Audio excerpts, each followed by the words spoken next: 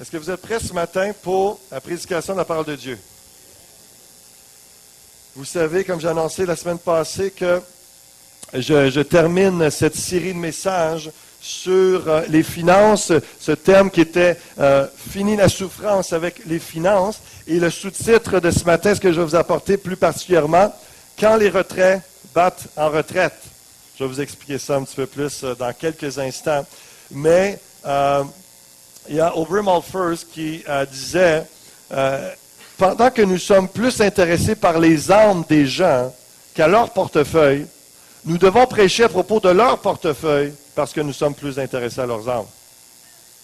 Fini la souffrance avec les finances. Et cette pensée-là, c'est tout le long de ces trois messages-là. Et comme ce matin, il y a ce cœur pastoral qui est là, que je sais que les gens souffrent, angoissés par les finances, endettés, stressés. C'est pour ça que le dernier message parlait de cela. C'est pour ça que j'ai parlé de l'argent et le bonheur, toute cette relation, le rapport qu'on a avec l'argent. Il y a 2 semaines, dette et antidote. L'antidote, c'est d'être anti-dette. Ne pas être esclave de personne, c'est le cœur de Dieu. Dieu vous a libéré de la dette de votre péché. Il n'y a pas de raison de crouler, angoissé, stressé, portant de nombreuses dettes financières. On a parlé payer ou faire des intérêts. Donc là est la question, comment sortir des dettes? Et même, on a vu que Jésus préfère faire un miracle que s'endetter. Avec la pêche miraculeuse du poisson, avec un statère à l'intérieur. Donc, attendez-vous au miracle du Seigneur. Ayez la foi en lui, mais aussi mettez en pratique sa parole. Donc, il n'y a rien de magique, mais Dieu veut faire des miracles dans votre vie. Il veut vous donner la sagesse pour bien gérer vos finances. Donc, il y a 2 semaines, j'ai prêché ce message-là sur les dettes. Je ne ferai pas lever la main, mais qui a déjà commencé à avoir un plan de match et mis en pratique le plan pour se sortir des dettes? Ça fait déjà 2 semaines. Plus vous allez laisser aller le temps, plus la motivation, les pensées, la parole de Dieu vont être parties. Donc, c'est le temps de mettre en pratique. C'est sur Internet, c'est gratuit. Allez le réécouter. J'ai rencontré une dame cette semaine qui m'a dit, je l'ai écouté 3 fois. Vraiment, elle était édifiée par ça. Tant mieux, je rends gloire à Dieu parce que c'est ça le but. C'est que des gens viennent me dire dans quelques mois ou 1 an, 2 ans, merci, pasteur, parce que le fait que tu aies prêché la parole de Dieu, je l'ai mis en pratique, puis j'ai vu Dieu, comment est-ce qu'il est à l'œuvre dans ma vie, comment est-ce qu'il a changé ma vie, et que je suis libre financièrement maintenant, et donc libre aussi dans mes pensées, et je peux donner davantage. Il y a cet homme qui rencontrait son psychologue qui dit, j'essaie toujours de vivre selon mes moyens, mais il faut tout le temps que j'emprunte pour y arriver. Comprenez que la solution est dans la planification financière, la mise en pratique de la parole de Dieu. Et on va voir ce matin que la Bible nous enseigne à bien planifier. On va parler de faire un plan et le suivre, budget, épargne, investissement pour la retraite. C'est pourquoi le titre, Quand les retraits battent en retraite. Il y a tout un jeu de mots sur l'épargne, se préparer pour le futur, la retraite, etc. Mais aujourd'hui aussi, savoir vivre avec un budget. Dans le sondage de Dave Ramsey, un expert en finance, où il y avait 25 mythes qu'il a recueillis sur pourquoi les gens s'endettent, pourquoi les gens gèrent mal leurs finances, et puis à toutes sortes de raisons. Puis des gens vont dire, je ne peux pas épargner, ou je vais épargner l'année prochaine quand que je vais faire plus d'argent. D'autres vont dire, à mon âge, il est trop tard de toute façon. C'est pas vrai. D'autres vont dire, pourquoi épargner de l'argent? On ne peut pas rien emmener avec nous de toute façon quand on meurt. Est-ce qu'on peut penser plus loin que le bout de notre nez, s'il vous plaît, et penser non seulement à notre vie aujourd'hui, nos enfants, notre famille, mais aussi l'œuvre de Dieu, et de penser à laisser un héritage plus que spirituel et avoir une générosité, prendre soin des autres. D'autres vont dire, dans la pensée, je vais le faire plus tard, de toute façon, je vais payer mes dettes ou je vais épargner avec le retour d'impôt, quand ça va rentrer. Je vais commencer mon budget le mois prochain. D'autres vont dire, je vais m'inquiéter de mon futur quand il va être là. Ça, c'est brillant, hein? Luc chapitre 14, verset 28 nous dit, « Car lequel de vous, s'il veut bâtir une tour, ne s'assied d'abord pour calculer la dépense et voir s'il a de quoi la terminer. De peur qu'après avoir posé les fondements, il ne puisse l'achever, et que tous ceux qui le verront ne se mettent à le railler, à se moquer, en disant, cet homme a commencé à bâtir, et il n'a pu achever. » Jésus donne cet exemple-là. Il n'aurait pas utilisé un exemple de planification, de budget, littéralement, s'il n'était pas à l'aise, il n'y avait pas une conviction en lien avec la logique, la planification. Et dans le contexte, c'est carrément par rapport à suivre Christ comme disciple. Il dit littéralement, si vous voulez me suivre, planifiez et réalisez combien ça va vous coûter pour pas que vous arrêtiez en chemin.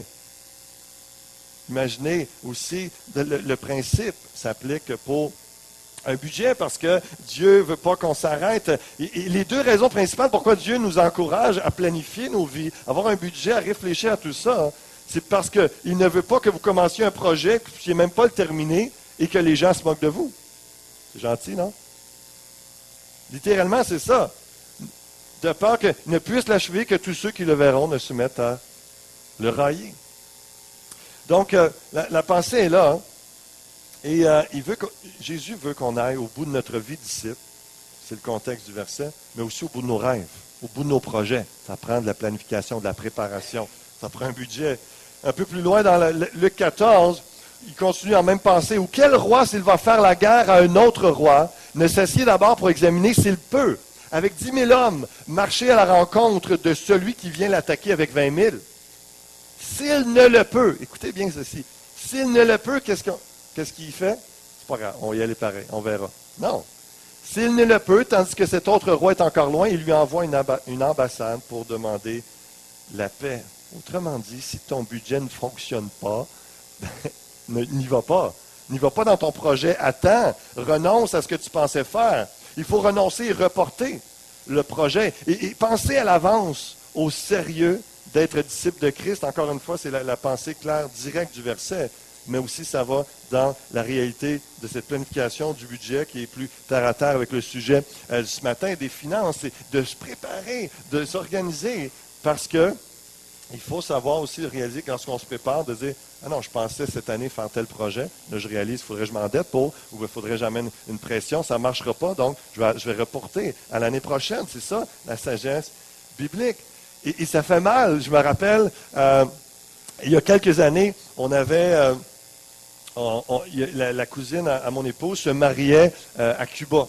Et donc, hey, c'est dans le temps des vacances, ça serait intéressant, on pourrait y aller. Et là, il fallait donner un acompte presque un an d'avance, plusieurs mois d'avance. Et puis, je pense que c'était un 300-400 $. Puis on se dit, on devrait l'avoir, les vacances, c'était peut-être à peu près 2000 $. Puis on l'avait dit un peu par la foi, mais on dit, on va mettre la compte, puis quand ça viendra, le temps, on devrait avoir l'argent, on va économiser tout ce temps-là. Finalement, on n'a pas pu économiser tout ce temps-là. Et là, on avait deux choix. Soit perdre notre acompte de 300-400 $ quand ça venait le temps de payer le reste, ou de s'endetter pour. On a choisi d'abandonner 300-400 $ au lieu d'avoir un 1500 $ de dette supplémentaire. Comprenez-vous que ça fait mal au cœur, faire des choix comme ça, et tu te dis, la prochaine fois, je pense que je ne ferai pas ça comme ça. Et c'est des leçons à apprendre. Il y a 2 ans, 3-4 mois après avoir acheté mon camion, tout content, wow, bel achat, tout ça, ça va bien. Et là, on se prépare à aller dans nos vacances, le moteur, il saute. Un 2009. Et 4 500 $ pour le remplacer avec un moteur usagé. Et là, on avait encore 2 choix. Le choix d'annuler nos vacances et puis de se replanifier financièrement pour régler ça, ou de s'endetter et y aller. On a décidé d'annuler nos vacances pour ne pas se réendetter, apporter un stress. Et comprenez que j'en avais besoin des vacances. Comprenez que ma famille avait besoin. Là, il faut que tu dises à tes enfants, on pensait aller à telle place, mais on ne pourra pas y aller.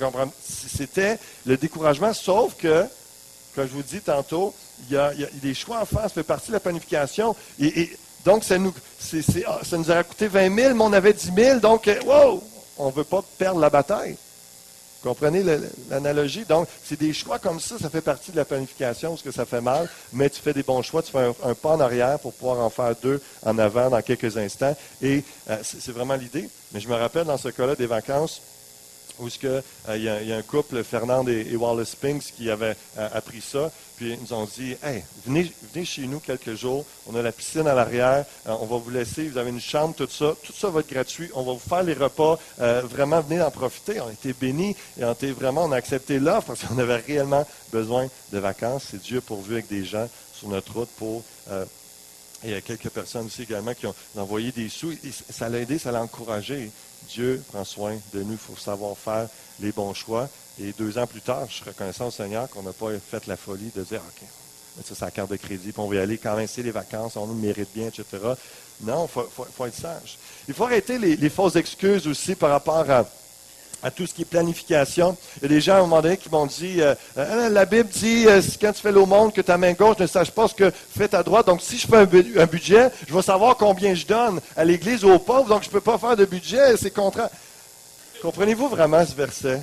Je me rappelle même, j'ai été témoin d'un homme qui a dit carrément au pasteur qu'il voulait le reprendre devant toute l'assemblée, dans une assemblée d'affaires, parce qu'il était en train de présenter les états financiers et combien l'Église avait donné à l'œuvre missionnaire et ce qu'il faut faire, non seulement selon le gouvernement et tout ça, mais juste selon la logique et encourager l'Église. Hey, voici ce qu'on a fait. Donc, et puis là, le monsieur dit, hey, pasteur, vous n'avez pas le droit de faire ça. La Bible dit que ta main gauche ne sache pas ce que fait ta main droite.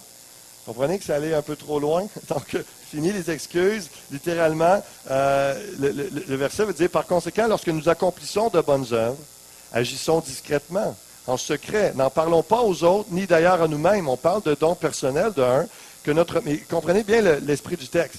Que notre main gauche ne sache pas ce que notre main droite fait notre main droite. C'est une parabole. La main gauche voit la droite donner de l'argent ou autre chose aux nécessiteux. Elle s'exclame, « Ah, que je suis quelqu'un de bien! Combien je suis généreux! » La main gauche symbolise notre orgueil et notre nature égoïste. Elle nous souffle, tu n'as pas besoin d'être si altruiste pour paraître juste. Il suffit de donner un peu. La main gauche calcule constamment ce que la droite, la partie spirituelle de notre être, devrait donner. Ne la laissons pas faire, offrons sans arrière-pensée gratuitement par amour pour Dieu.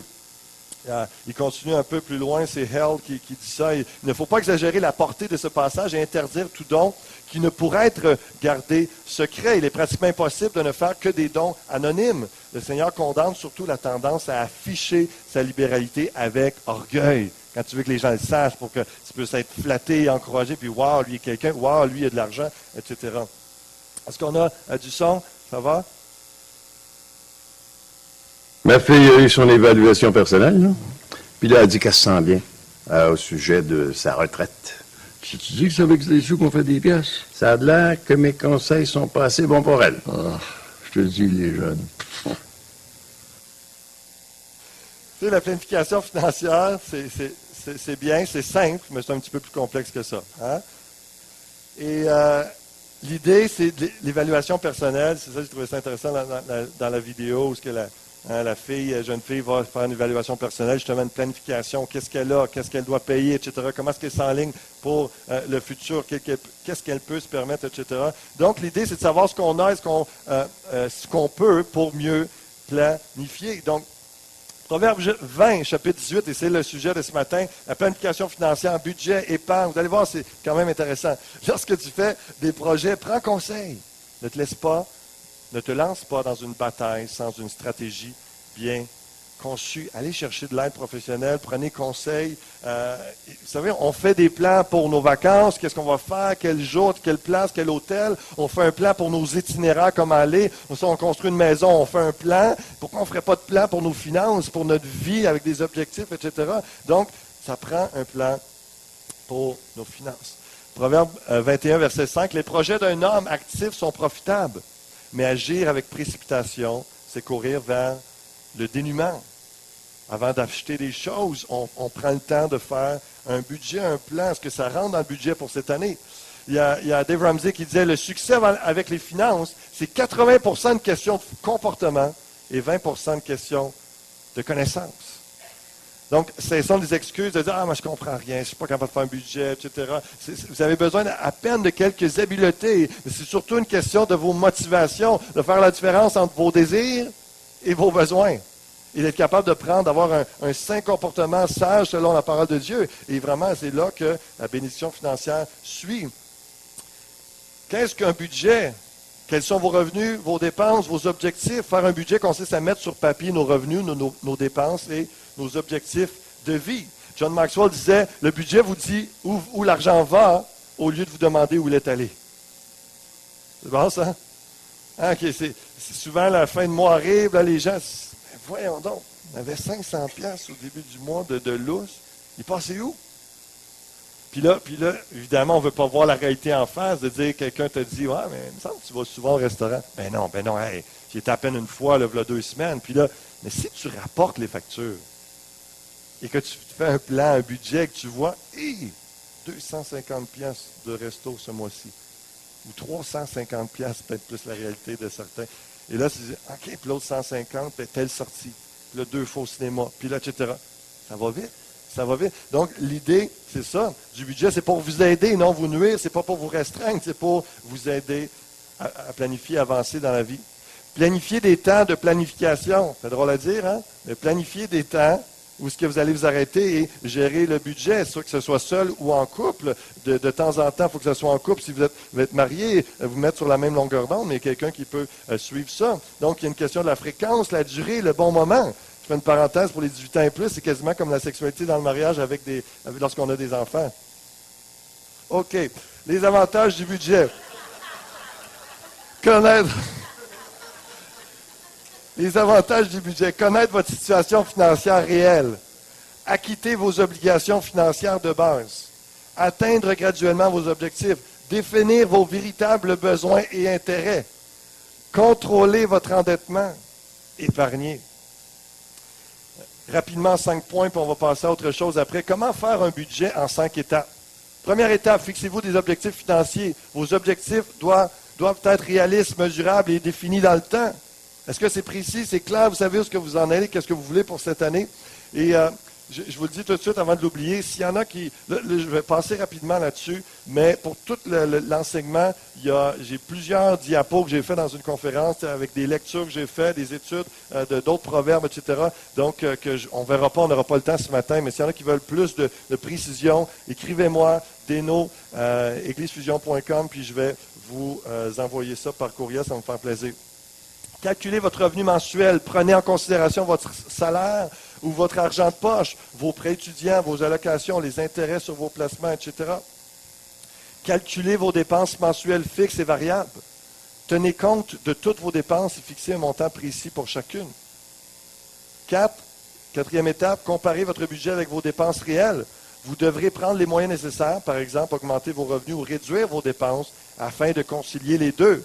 Quand tu fais tu as tes revenus sur une colonne, tes dépenses sur l'autre. À la fin, le total, là, ça, moins ça, normalement, c'est supposé arriver pas loin de 0 ou à un plus. Si tu es dans le moins, ben là, il faut que tu réajustes une des colonnes. En plus dans les revenus, si vous êtes capable, ou en moins dans les dépenses. C'est ça, la logique. Mais comme je disais il y a 2 semaines, quand on n'a plus d'argent, il faut arrêter de dépenser. Mais la logique, elle ne rentre pas pour tout le monde. Hein? 5e objectif et dernière étape plutôt, 5e, pour atteindre vos objectifs, restez fidèle au budget fixé et révisez-le au besoin. Faites une place à Dieu dans votre budget. Proverbe chapitre 3 nous dit « Honore l'Éternel avec les prémices, les premiers fruits de tes revenus. » Donc, c'est Dieu en premier. Combien de gens me disent souvent dans une année « Ah, pasteur, je voudrais donner, mais il faudrait que je m'endette, il faudrait que j'emprunte pour donner au Seigneur. » Non, c'est pas vrai, parce que c'est la première chose que tu mets de côté, et puis tu mets un montant de côté à chaque semaine pour le donner au Seigneur. Donc, c'est déjà là. C'est pour ta télé, ton auto, les choses, les gadgets que tu as voulu t'acheter, que tu n'aurais peut-être pas dû là faire, que là, il faut que tu aies un plan de match pour rembourser tes dettes, et non l'inverse. Le budget permet quoi? Il permet l'épargne. Et l'épargne, c'est s'épargner des soucis. Les proverbes donnent l'équilibre quand on parle d'épargne, et je fais une parenthèse biblique importante. Il faut épargner, mais aussi donner. Écoutez bien les proverbes qui nous donnent, c'est vraiment important. Proverbe 11, verset 24. Tel donne libéralement, ça veut dire avec générosité, et ses richesses s'accroissent. Tel autre épargne à l'excès et se trouve dans la pauvreté. Celui qui est généreux connaîtra l'abondance. Qui donne à boire aux autres sera lui-même désaltéré. Il y a cet équilibre-là tellement important. Je ne vous parle pas ce matin d'être grabsou et de vraiment d'être celui qui garde tout pour lui, dans un bas de laine et tout ça. Mais je ne vous parle pas non plus de tout dilapider, tout donner, tout dépenser. Et écoutez bien le verset 26. Le peuple maudit l'accaparant qui retient son blé, mais il bénit celui qui le vend sans tarder. Si tu gardes tout pour toi, la malédiction te poursuit. Littéralement, c'est ça que le texte nous parle. Proverbe 22, verset 9. Les personnes généreuses seront bénies parce qu'elles nourrissent les pauvres. Il y a des gens qui pensent que c'est une perte de temps, on s'est jeté de l'argent par les fenêtres ou à l'eau, etc., d'aider les pauvres. Je m'excuse, mais réécoutez le verset qui dit « Les personnes généreuses seront bénies parce qu'elles nourrissent les pauvres. » Chapitre 21, verset 13. « Celui qui fait la sourde oreille quand le malheureux appelle à l'aide, appellera lui-même à l'aide sans obtenir de réponse. » Donc, l'idée, c'est oui, ça va, c'est biblique d'épargner, c'est biblique, même, on va le voir dans quelques instants, de préparer sa retraite, de mettre des choses de côté. Mais c'est en même temps biblique de penser aux démunis, aux pauvres et de soutenir l'œuvre de Dieu. Et c'est de trouver l'équilibre, parce que l'idée n'est pas de s'enrichir pour s'enrichir, toujours accumuler davantage. Parce que comme dit Jésus, tu ne sais même pas si ton âme ne te sera pas enlevée cette nuit même. Donc, il y a cet équilibre à trouver entre les deux. Et Gandhi, un leader politique spirituel pour la paix et la non-violence, a dit cette citation assez intéressante. « Il y a assez de bien dans le monde pour les besoins de tous, mais pas assez pour l'avidité de chacun. » Il y a assez de bien dans le monde pour les besoins de tous, mais pas assez pour l'avidité de chacun. Le désir d'en avoir toujours plus. On en a assez pour épargner et pour donner, autrement dit, selon le message de ce matin. Et l'idée, ne pas confondre désir et besoin. Les finances, c'est surtout un problème de cœur, de désir plus que de connaissance ou de savoir comment faire. On peut apprendre comment faire. Mais le cœur, il faut le dompter, il faut le soumettre, il faut ne pas le laisser aller à tous ces désirs qui sont insatiables. L'avidité de chacun, il y en aura pas assez. Les budgets personnels sont parfois difficiles à respecter car nos désirs deviennent nos besoins. Êtes-vous capable honnêtement de faire la différence? Êtes-vous capable de faire la différence entre un besoin et un désir? Un besoin, vous n'avez de besoin. Un désir, ça peut attendre. Ça peut être rencontré. Votre désir peut être rencontré. Si vous avez les moyens, vous avez le droit de vous bénir, vous avez le droit d'avoir des désirs. C'est pas ça la pensée.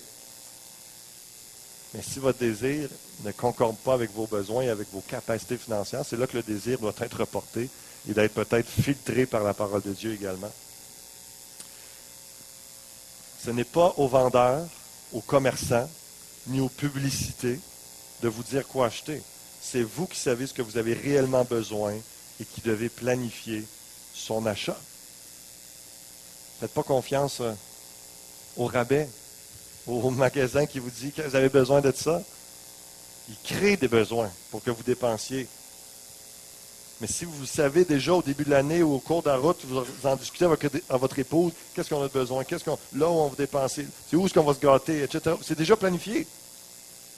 Donc, lorsque les tentations viennent, non, ça ne rentre pas. Je sais que, on va se gâter là. Là, cet argent-là, et pour tout ça, c'est planifié d'avance. Et là, tu n'es pas pris à avoir une tour à moitié construite. Puis là, les gens, tu ne m'avais pas dit que tu ferais ça cette année? Ouais, mais finalement, je n'ai pas eu d'argent. Je me suis laissé aller. Ils ne vont pas dire ça, mais je me suis laissé l'autre fois. J'étais à tel magasin. Puis là, dépensé. Et le gars, il me disait que c'était une aubaine.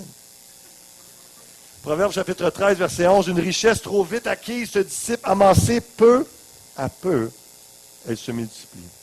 Ça, on parle d'épargne et d'investissement, de sagesse, de planification. Ça se prévoit dans un budget après avoir payé nos dettes, comme on a vu il y a 2 semaines.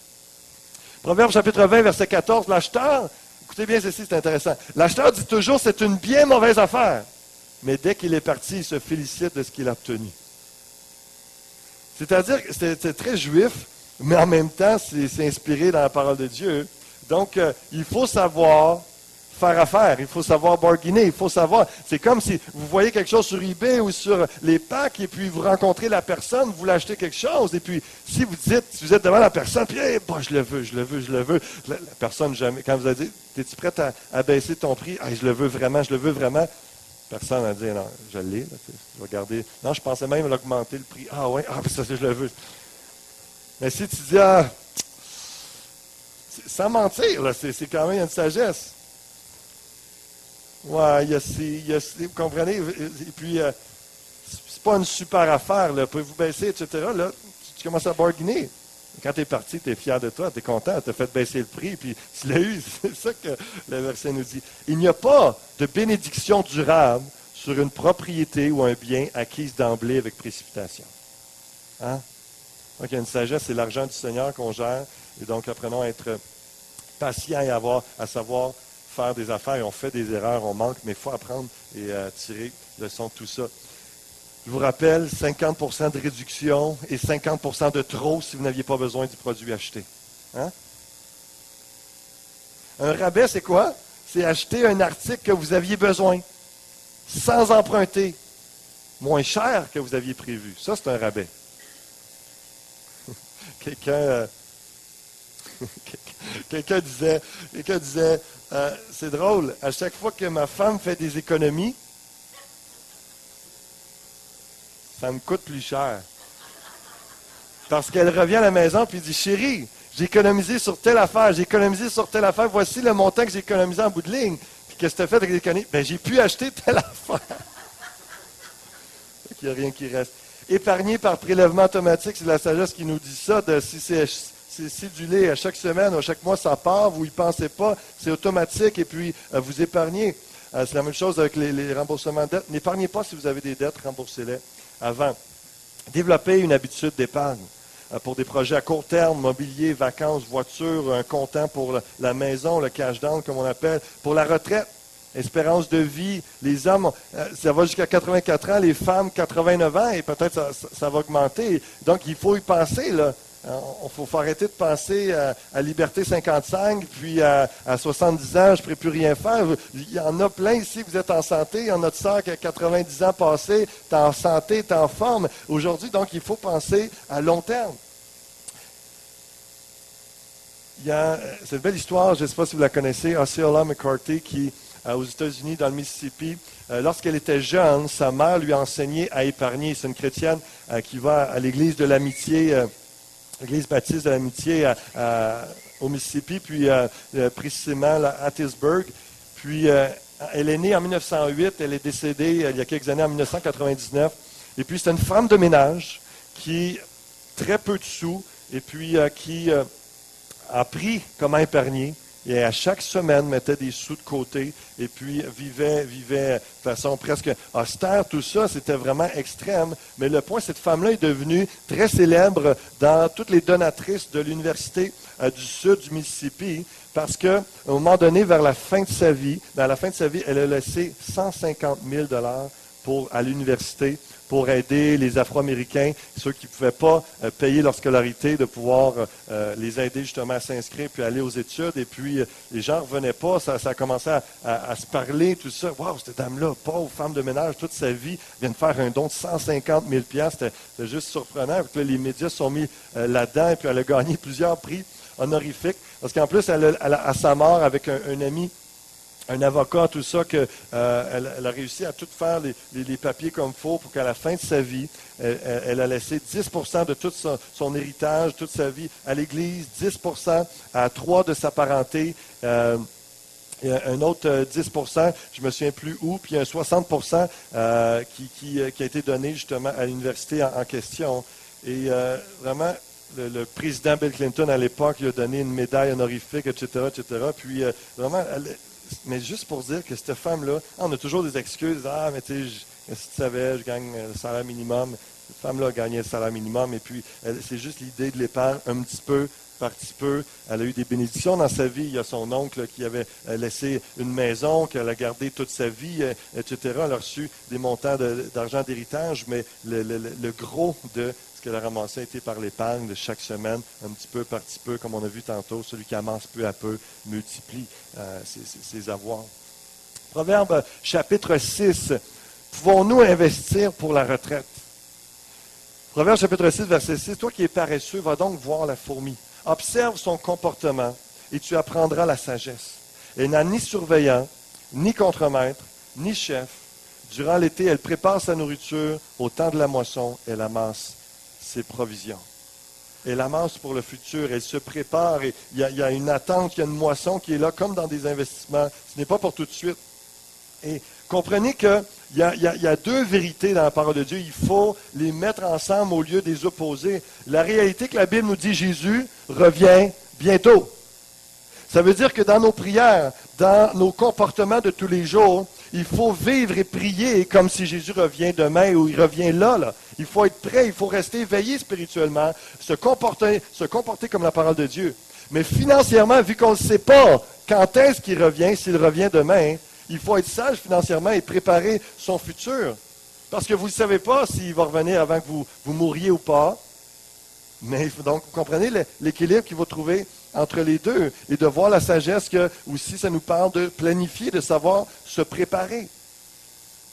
Matthieu chapitre 25, verset 27, dans la parabole des talents, Jésus va dire, il te fallait donc remettre dans l'histoire mon argent au banquier et à mon retour, j'aurais retiré ce qui est à moi avec un intérêt. Vous comprenez, c'est un exemple que Jésus donne il y a plus de 2000 ans, mais il y avait déjà l'idée d'investissement à la banque et tout ça, des placements avec intérêt. On ne donne pas un exemple si on n'est pas en accord avec l'exemple. Donc, c'est vraiment particulier de réaliser ça. Comment investir? Ce que ça dit, entre autres, dans les livres de finances, principe du 10% d'épargne pour investir par prélèvement automatique. Trouvez-vous un bon conseiller financier qui partagera vos valeurs. Placez votre épargne à des endroits qui vous rapporteront plus de 3% d'intérêt à cause de l'inflation. C'est quelque chose d'un peu technique, mais vous réalisez le coût de la vie, ça c'est l'inflation. Ça augmente à près de 2-3% par année. Donc, en exemple, en 2015, vous avez un 1000 $. Vous enlevez le 2% d'inflation, ça veut dire qu'en 2016, vous allez avoir 980 $. Le même 1000 $. Vous n'avez rien fait avec, donc vous venez de perdre 20 $ par année. 600 $ de moins en pouvoir d'achat sur un revenu annuel de 30 000. Donc, selon le calcul que vous voyez là, 30 000 fois 2 fait 600 $. Donc, il faut penser à ça aussi. Donc, les espèces de bons du trésor, je ne sais pas quoi, à 0,25 %, vous pouvez trouver mieux. Là. Et donc, c'est pour ça qu'aller chercher des conseillers. Comment voyez-vous la retraite? J'ai été voir sur le site du gouvernement du Québec, sur les régies des rentes du Québec. J'aimerais vous parler de ça. C'est quand même saisissant. Il faut y penser, il faut le savoir. Plus de 50 % des Canadiens ont besoin de l'aide gouvernementale pour survivre, car ils sont près ou sous le seuil de la pauvreté. La question là-dedans aussi à se poser, c'est, en fond, vous voulez vivre comment dans vos dernières années? Est-ce que vous voulez vivre sous l'aide gouvernementale totalement et avoir difficulté à vivre, ou vous préparez pour cela? Il y a les deux extrêmes, là, comme je parlais tantôt, liberté 55, où est-ce que, à 55 ans, on arrête de travailler, on ne fait plus rien, puis c'est la belle vie, etc. Ou d'autres qui parlent le gros luxe, je vais préparer, je vais investir pour avoir le plus d'argent possible, puis là, le gros bateau, etc., tout ça, puis Dieu n'est pas là-dedans. Là. Donc, il y a l'équilibre à trouver. Puis l'autre extrême où on ne planifie pas, Jésus revient demain, donc, et on vit on vit avec l'aide de tout le monde au lieu d'être en position, encore une fois, de bénir, de laisser un héritage, de laisser des choses aux autres et de continuer d'être actif dans l'œuvre de Dieu. Sur le site des Régies des rentes du Québec, ça nous dit les montants mensuels maximaux pour les gens qui commencent à recevoir leur rente de retraite en 2015. Vous comprenez que c'est le genre de messages qu'on ne fait pas souvent, mais je pense que c'est bon de s'arrêter, de regarder d'une application concrète par rapport au message qu'on parle. À l'âge de 60 ans, si les gens prennent leur retraite à 60 ans, ils reçoivent 66 % de leur salaire, ce qui veut dire, là c'est le maximal, c'est pas tout le monde qui reçoive ça. Montant à chaque mois 707,16 $. À 65 ans, tu as 100 % de ce que tu as cotisé toute ta vie pendant que tu travaillais, 1065 $ par mois. 70 ans ou plus, en 42 %, 1500, puis ça, si je rappelle, c'est le maximum. Encore une fois, c'est comment est-ce que vous voulez vivre quand vous ne travaillerez plus. C'est ça l'idée, et ça, c'est la réalité, c'est les chiffres là, que j'ai pris cette semaine sur le site de la Régie des rentes du Québec. Donc, de penser à ce que vous êtes capable de vivre juste avec ça. Sinon, il faut penser à des REER, évidemment, comme ils pensent, ou toutes sortes de placements. Vous vous placerez en position d'aider, et non d'être aidé, de faire la différence dans la vie des autres. De prêter et non d'emprunter, comme on a vu aussi il y a 2 semaines. Un sage a dit, si tu fais les choses que tu dois faire, et quand tu dois les faire, il arrivera un jour où tu feras les choses que tu veux faire, et quand tu veux les faire. Je répète, si tu fais les choses que tu dois faire, et quand tu dois les faire, il arrivera un jour où tu feras les choses que tu veux faire, et quand tu veux les faire.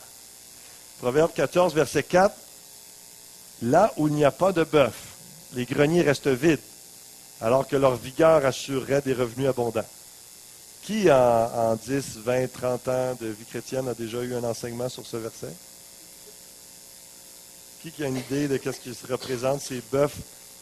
Hein, qui travaille pour vous pendant que vous dormez? Quand vous êtes fatigué, vous n'avez plus de force, vous manque de temps, qui travaille pour vous en ce moment pour vous aider à gagner des sous? Bien, l'épargne placée à de bons endroits fait ce que vous n'avez pas la force ni le temps de faire. Je ne sais pas si vous avez connu Donald Featherstone, c'est l'inventeur des flamants roses en plastique, tu sais, sur nos terrains, là. Et puis, il est décédé le 22 juin dernier, multimillionnaire, entre autres à cause de cette invention-là. C'était un gars qui a travaillé dans l'art et puis il a fait différentes sculptures. Puis à un moment donné, il a fait une sculpture d'un flamant rose et puis là, ça a commencé à se vendre. Puis il a fait une entreprise avec ça. Mais moi, je me dis que Dieu nous donne des idées simples, légales, qui rapporteront pour son royaume. Hein, c'est des choses très simples. Et puis lui, c'était les bœufs qui travaillaient pour lui, là. C'était la vente de ses flamants roses. C'était des flamants roses, c'était ses bœufs à lui. Donc, qu'est-ce que ça veut dire pour nous aussi? Ça peut être l'idée. Les bœufs, c'est peut-être de prendre une formation pour se spécialiser ou pour monter de poste à votre travail. C'est peut-être acheter une maison, un immeuble à revenu, qui est le programme d'épargne obligatoire par excellence. Tu n'as pas le choix de faire tes paiements, puis il y a une grosse partie qui te reste au moins. Investir dans des REER, avantages fiscaux importants, moins d'impôts, etc. Donc, l'idée, c'est ça, hein, d'avoir des bœufs qui travaillent pour vous. Donc, ça fait en sorte que vous n'avez pas des greniers vides. Proverbe chapitre 15, verset 22. Quand on ne consulte personne, les projets échouent. Mais lorsqu'il y a beaucoup de conseillers, ils se réalisent. Allez voir des conseillers financiers, ils sont là pour vous, c'est gratuit. Et puis, faites-vous conseiller. Et je vous rappelle, 1 Timothée 6,9, ceux qui veulent s'enrichir tombent dans la tentation, dans le piège et dans beaucoup de désirs insensés. Besoin, désir, quelles sont les motivations de nos cœurs? Est-ce qu'on veut s'enrichir pour bénir notre famille et aider à l'œuvre de Dieu ou juste pour l'idée de grandeur et de toujours plus et de posséder, etc., avec des désirs insensés? Donc, moi, je vous parle ce matin d'être sage, de planifier selon ce que la parole de Dieu nous dit dans vos finances et d'avoir une paix, d'avoir, comme j'ai dit tantôt, j'ai déjà payé la dette de vos péchés, ça l'a enlevé un gros stress éternel. Ben, il veut faire aussi des choses très concrètes comme dans la situation financière, de vous aider dans une situation d'épargne, d'investissement et de bénédiction pour vous et les autres. Je termine ce matin. Vous profiterez de vos bons coups ou vous souffrirez de vos mauvais. Ça dépend de votre planification. C'est même pas de la faute à Dieu, hein? C'est pas de la faute à Dieu. Je ne sais pas si vous êtes capable de l'avouer ce matin. C'est dur à avouer. Mais dépendant de la situation où vous êtes, dans toute situation, on rend grâce à Dieu pour toutes choses. Mais si ça va mal, il y a la réalité que, est-ce que j'ai mal planifié? Oui, il y a des choses, toutes sortes d'accidents, victimes, tout ça. Là, je ne parle pas des cas extrêmes comme ça. Je parle en général, la vie de tous les jours, les gens communs. Lisez, apprenez sur les finances, mettez en pratique la parole, consultez les conseillers financiers, mettez en pratique la parole, C'est gratuit, un investissement très rentable. J'aimerais terminer en prière avec vous, puis il y a un dernier texte que je veux lire, mais j'aimerais qu'on puisse se recueillir parce que c'est Dieu littéralement qui parle dans Deutéronome chapitre 8. Et j'aimerais que vous l'écoutiez comme une dernière parole de conclusion pour vous encourager et vraiment avoir une bonne disposition de cœur dans tout ce que je viens de vous enseigner dans cette série et de ceux qui sont par Internet qui écouteront les 3 messages aussi, de comprendre en bout de ligne le cœur de Dieu dans tout cela encore. Juste fermez vos yeux et écoutez la parole de Dieu. Deutéronome chapitre 8 à partir du verset 10. N'oublions jamais ceci. Lorsque tu mangeras et te rassasieras, c'est Dieu qui parle, tu béniras l'Éternel ton Dieu pour le bon pays qu'il t'a donné. Garde-toi d'oublier l'Éternel ton Dieu au point de ne pas observer ses commandements, ses ordonnances et ses lois que je te prescris aujourd'hui. Lorsque tu mangeras et te rassasieras, lorsque tu bâtiras et habiteras de belles maisons, lorsque tu verras multiplier ton gros et ton menu bétail, s'augmenter ton argent et ton or, et s'accroître tout ce qui est à toi. Prends garde que ton cœur ne s'enfle et que tu n'oublies l'Éternel ton Dieu, qui t'a fait sortir du pays d'Égypte, de la maison de servitude. Pour nous, c'est la libération du péché, notre salut en Jésus-Christ. Qui t'a fait marcher dans ce grand et affreux désert, où il y a des serpents brûlants et des scorpions, dans des lieux arides et sans eau, et qui a fait jaillir pour toi de l'eau du rocher le plus dur. Qui t'a fait manger dans le désert la manne inconnue à tes pères, afin de t'humilier, de t'éprouver, pour te faire ensuite du bien. Garde-toi de dire en ton cœur, ma force et la puissance de ma main m'ont acquis ces richesses. Je répète, garde-toi de dire en ton cœur, ma force et la puissance de ma main m'ont acquis ces richesses. Souviens-toi de l'Éternel ton Dieu, car c'est lui qui te donnera de la force pour les acquérir, afin de confirmer comme il le fait aujourd'hui son alliance qu'il a jurée à tes pères. Seigneur Dieu, dans ce texte, même si ça fait référence dans l'Ancienne Alliance, le cœur est là, les principes sont là. Ton avertissement et ton encouragement pour nous, ta parole, elle est encore vivante. Esprit et vie ce matin pour la même chose. Seigneur, tu n'es pas contre la prospérité, tu es prêt à faire prospérer tes enfants, à condition qu'ils t'obéissent, à condition que leur cœur soit centré sur toi et que leur prospérité serve à l'avancement de ton royaume. Donne-nous la capacité de rester humble. Donne-nous, Seigneur Dieu, d'être continuellement dans la reconnaissance. Dans des temps d'épreuve, Seigneur Dieu, comme ton peuple dans le désert a passé par toutes sortes d'épreuves, qu'on réalise que c'est un temps dans nos vies, on apprend, on tire des leçons et tu veux nous faire du bien ensuite. Qu'on place notre confiance en toi. Ce matin, c'est des gens qui souffrent, qui sont dans l'angoisse à cause de leurs finances, qu'ils placent leur confiance en toi, qu'ils s'attendent alors qu'ils mettent en pratique ta parole, qu'ils obéissent à ce que tu dis. Seigneur, que tu puisses les bénir, prendre soin d'eux, les aider à remonter leur situation financière et à amener cette prospérité, cette bénédiction que tu veux donner. Mais qu'ils puissent reconnaître et que nous puissions reconnaître en tout moment de nos vies que tout ça est grâce à toi, que tout ça est pour toi et par toi et en toi, Seigneur Jésus. Je te remercie pour ta provision dans cette Église, ta fidélité et que nos vies, nos actions, nos dons, nos gestes, notre épargne, notre investissement puissent servir à ta gloire et ton honneur, Seigneur. Amen et Amen. Que Dieu vous bénisse abondamment. Bon dimanche à tous.